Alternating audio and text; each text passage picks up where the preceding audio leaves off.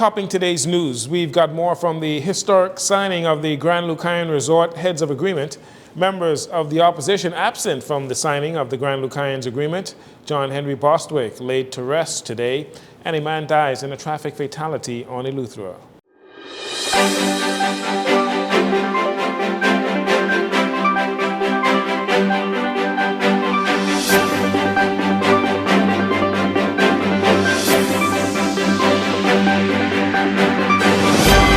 This is your Jcn Evening News. I'm Jcn Saunders. It's a pleasure to have you join us. All of Grand Bahama and much of the Bahamas still abuzz over the signing of the nearly $1 billion sale and investment in the Grand Lucayan Hotel. Ariana Neely was in Freeport, Grand Bahama for the festivities and files this event. The Grand Lucayan Resort was purchased by the Menace administration in 2018 for $65 million from Hutchinson Whampoa.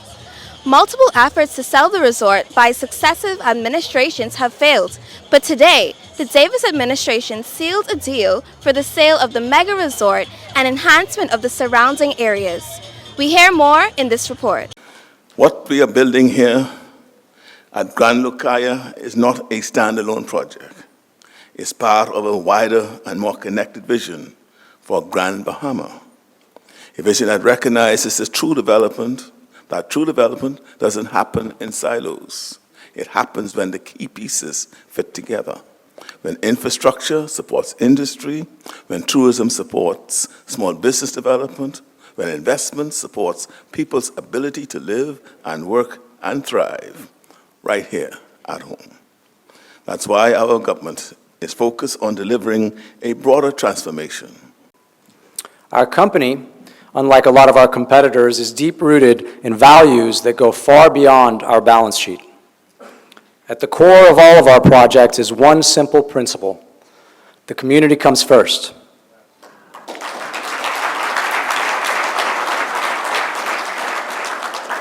We listen, we collaborate, and we design and build with the cities and the communities around our projects. And that's exactly why the Grand Lucayan was such a perfect fit for us. We're committed to being here besides you as your neighbors and partners to bring back tourism, jobs, and a strong economy to Freeport.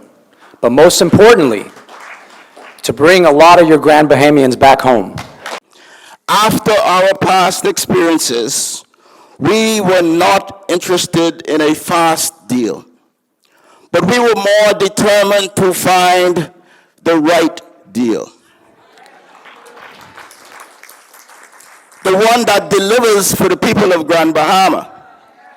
Retailers, straw vendors, taxi drivers, tour operators, creatives, hair braiders, and entrepreneurs alike. And that's why we took our time. That's why we were deliberate. And that's why today's announcement is more than just about property changing hands.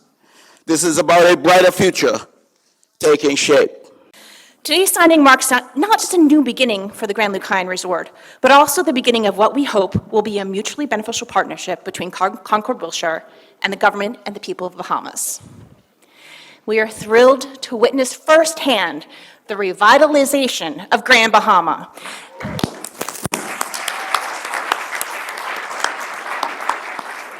And we are even more elated to know that a U.S. company and U.S. investment are leading the way in strategic and impactful foreign investments on this island. And it's not the only project.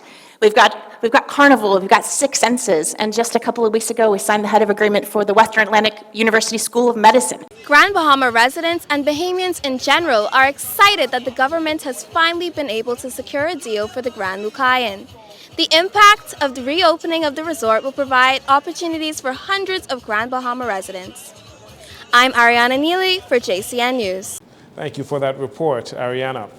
There has been much talk and commentary on the absence of the official opposition members at Thursday's Heads of Agreement signing for the Grand Lucayan. F&M party leader Michael Pintard attended the House of Assembly sitting on Wednesday, and he spoke at the funeral for John Henry Bostwick earlier today. During his speech at the signing opportunity, Prime Minister Philip Davis said that Political unity is needed at this time, especially when we are rebuilding Grand Bahama. We are building a better future for our country and this island. My friends, let us remind ourselves that one project can fix, no one project can fix everything. Making sure the economy includes everyone who wants to be included is going to take a lot of hard work. So we all need to pull in the same direction. So allow me to invite you on board. No matter where you stand politically, I ask you in building a better Grand Bahama.